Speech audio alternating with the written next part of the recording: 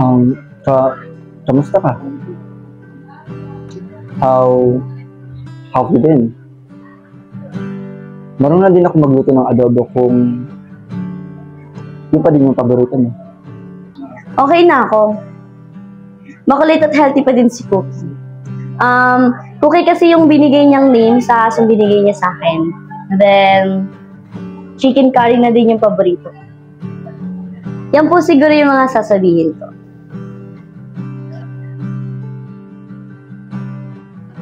Ten years. 10 years. 10 long years. And honestly, I'm still in the process of healing. Well, masaya naman po ako kung nasan po ako ngayon. Well,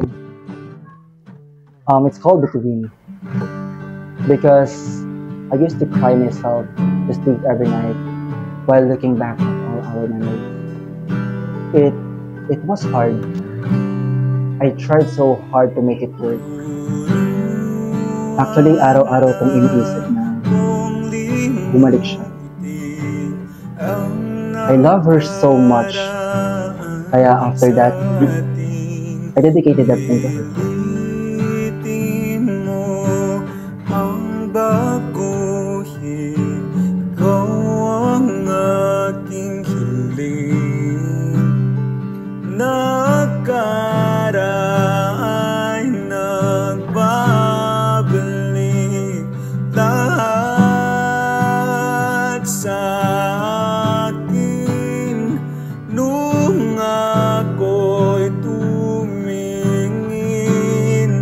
Sa mga bituin,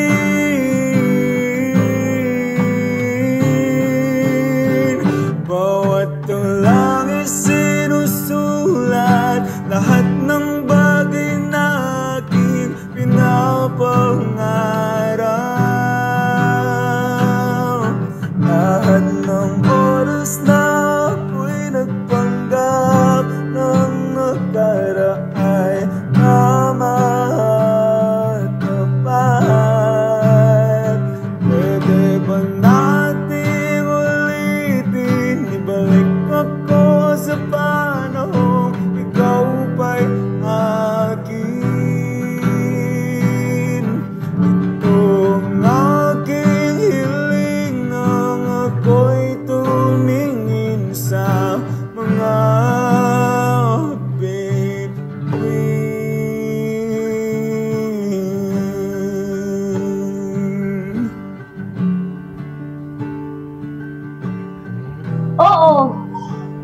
Oo naman po. Siya naman yung may hawak ng title niyan sa buhay ko. He owns that. Yes, of course. Hindi ako mahihiyang aminin at sabihin mo siya. Siya yung greatest love. Sana nga aware siya na siya yung greatest love ko. Naririnig ko pa tila ba isang sirang plaka.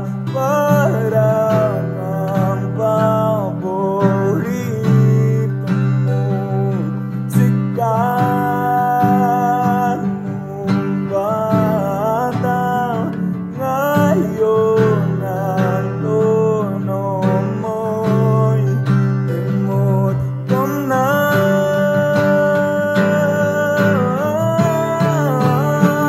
Bawat tulang isip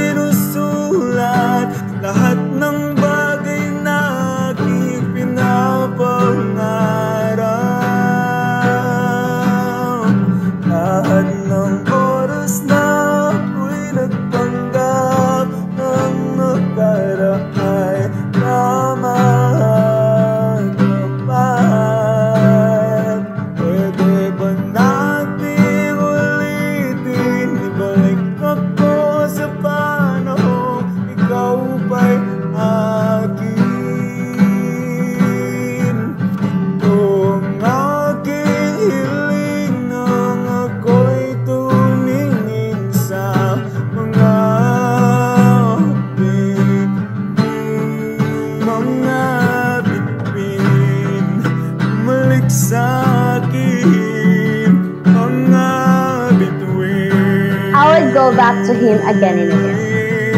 Walang araw na hindi ko siya pinagdarasal. And lagi kong hinihingi kay God na sana nasa maayos siyang kalagayan. And I remember kapag mag-birthday ako, hindi siya nawawala sa mga birthday wishes ko. And sa mga susunod ko pang birthday, sisiguradihin kong kasama pa rin siya sa mga birthday wishes ko. Because he will always have a special place in my heart.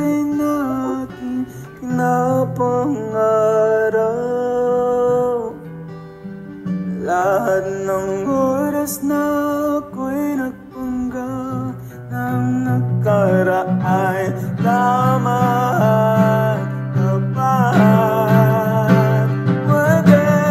Babalik ako sa kanya. That's for sure. Hindi ko alam kung naalala niyo pa yung sinabi ko sa kanya noong 10th anniversary namin, pero bibigyan ko ng 3 hiling. 3 beses kong paulit-ulit na hihingin na sana ikaw na lang yung taong makakasama ko hanggang sa huling araw ko sa mundo.